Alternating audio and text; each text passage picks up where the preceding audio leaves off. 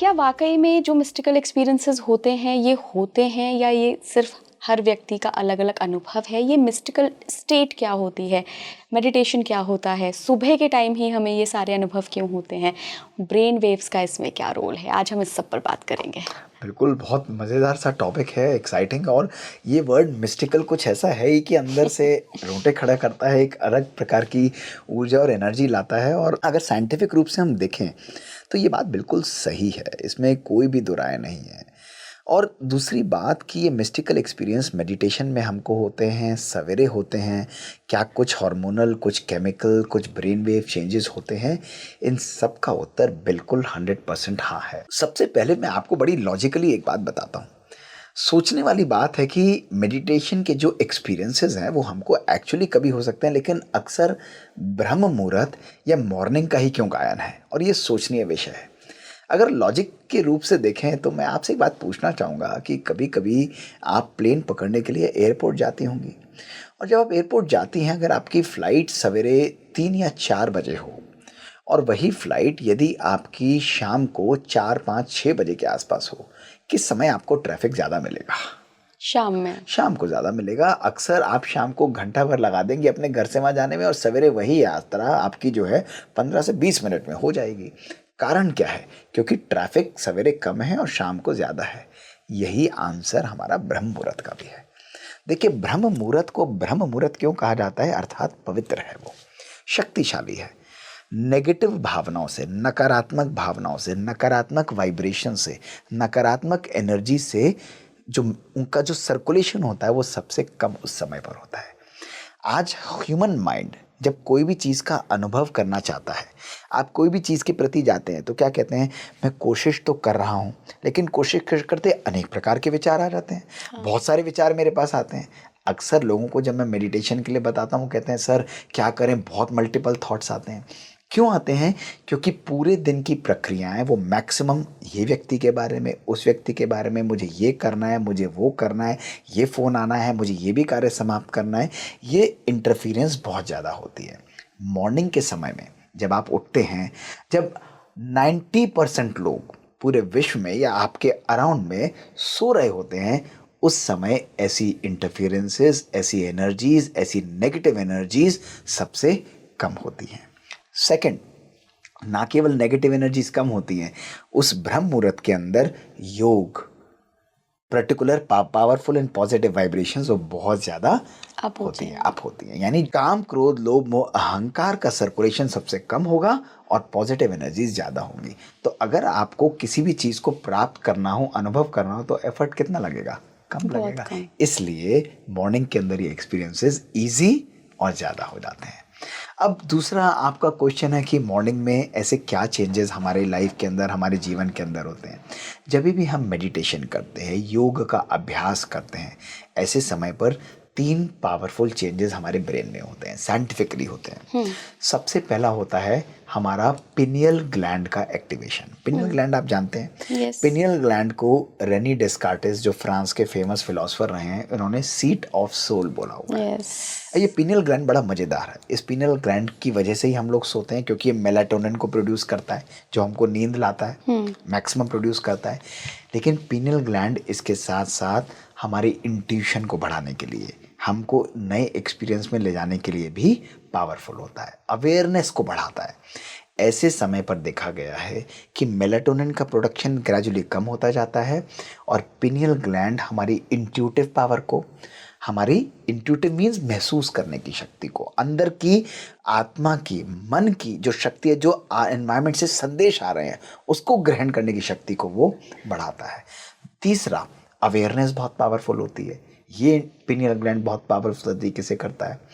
दूसरा चेंज जो हमारे ब्रेन के अंदर पावरफुल आता है वो है वेव पैटर्न्स। जब आप मॉर्निंग में योग के लिए बैठते हैं तो आप फिजिकली भी अवेक होते हैं, लेकिन आप इमोशनली भी रिलैक्स्ड होते हैं। Physically and emotionally relaxation. ऐसे समय पर मॉर्निंग में आपका ब्रेन वेव पैटर्न जो देखा गया है वो है alpha wave pattern. Okay. Alpha wave pattern क्या करता है? वो फिजिकल और इमोशनली रिलैक्स्ड होता है।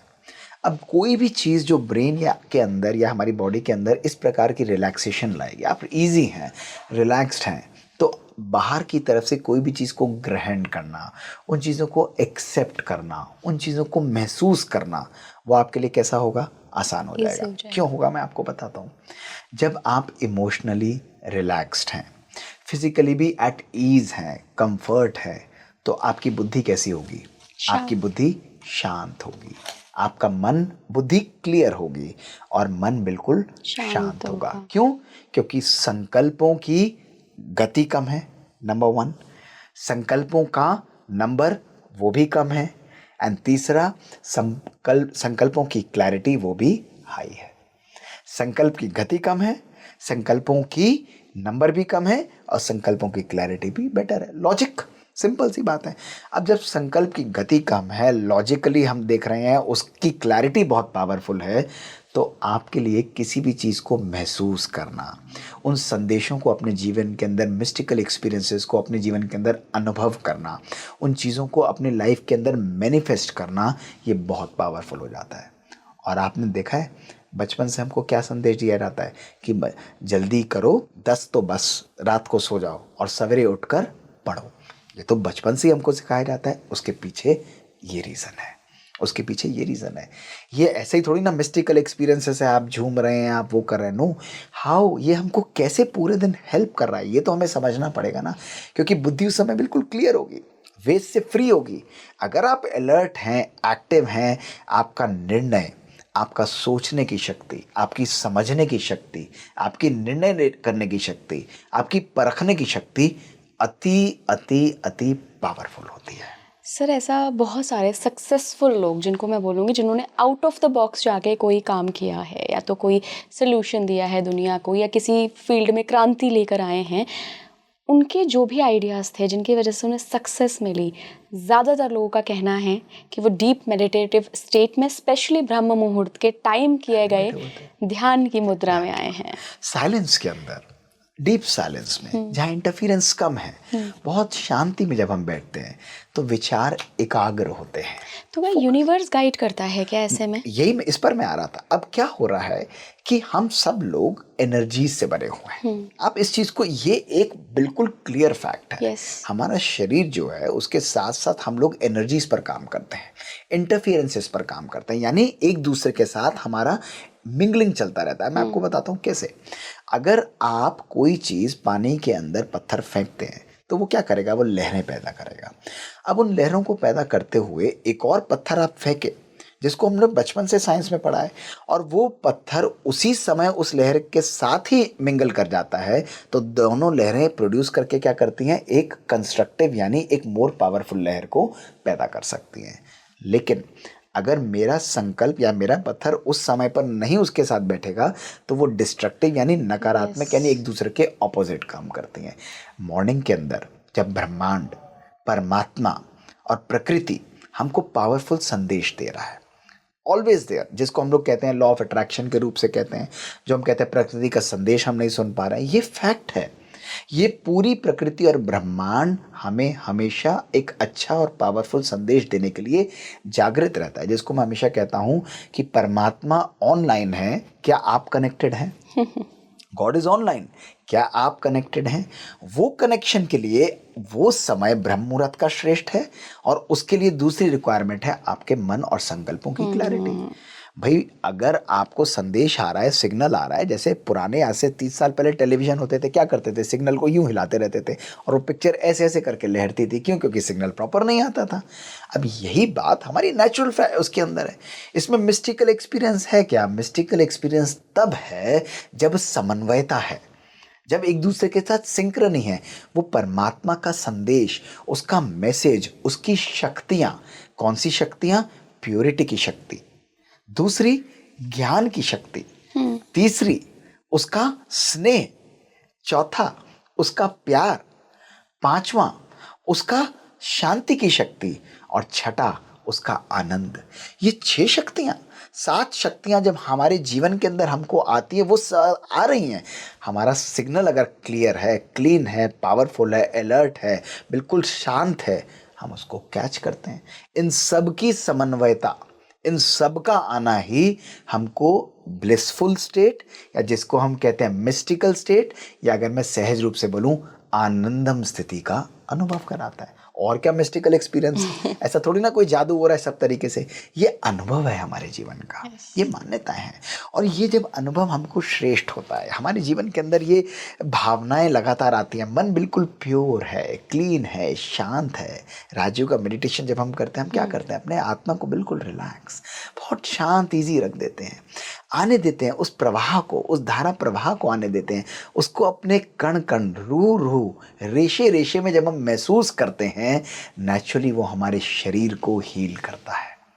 इसीलिए ब्रह्म मुहूर्त हमारी अनेकों बीमारियों को हटाने के लिए भी, उनको समाप्त करने के लिए भी एक बहुत पावरफुल समय है। मैंने अपने ब्रेन को इसी तरह हील किया, ब्रह्म मुहूर्त के अंदर ही उठकर ब्रेन से उस बीमारी को रिजेक्ट किया।